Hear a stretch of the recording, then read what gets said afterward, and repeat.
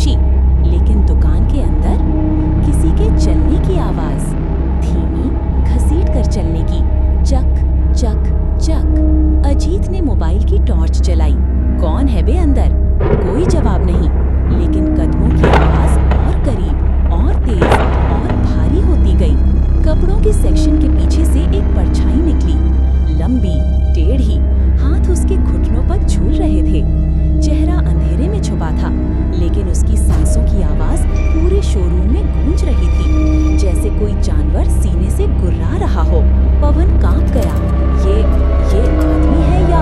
अचानक वो परछाई झटके से कृष्णा के बिल्कुल पीछे आकर रुक गई। टॉर्च जैसे ही उस पर पड़ी, किसी इंसान का चेहरा नहीं, सफेद बिना आंखों वाला एकदम खोखला चेहरा। उसके मुंह से एक धीमी कराह निकली, मेरी चीज वापस दो। ऊपर की शेल्फ पर पड़ी एक पुरानी काली थैली जोर से हिलने लगी। थैली वही थी जो 2 दिन पहले दुकान में किसी ने भूल कर छोड़ दी थी। किसी ने खोल कर भी नहीं देखा था, लेकिन आज वो थैली खुद ब खुद कांप रही थी, जैसे अंदर कुछ जिंदा हो। अमन ने हिम्मत करके बोला, इसमें क्या है? थैली जोर से थरथराई, फिर अचानक खुद फट गई और उसमें से निकले काले लंबे धुएं जैसे हाथ, जो फर्श पर फैलते हुए हर तरफ रेंगने लगे। परछाई चीखने लगी, वो मेरा है, वो मेरा है, उसे मत खोलो। दुकान की सभी कपड़ों की मैनेकिन्स एक एक करके मुड़ने लगी। उनके प्लास्टिक के चेहरे तड़कने लगे, जैसे कोई उनमें घुस रहा हो।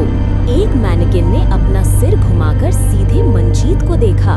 उसकी गर्दन से खड़खड़ाहट निकली, तुमने गलत जगह छू लिया। पहले मैनेकिन, फिर दूसरा, फिर तीसरा।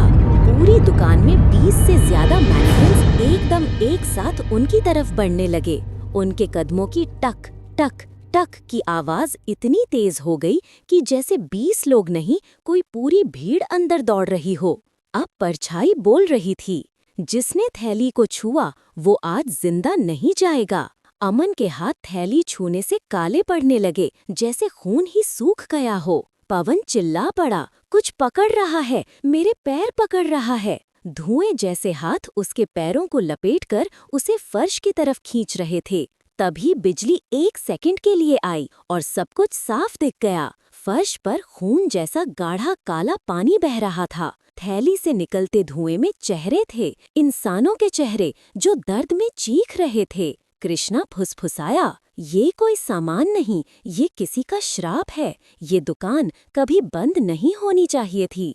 और जैसे ही लाइट फिर चली गई, कैद, आखिरी आवाज आई, अब तुम सब मेरे हो। उसके बाद न चीखें सुनी, न कदमों की आवाज।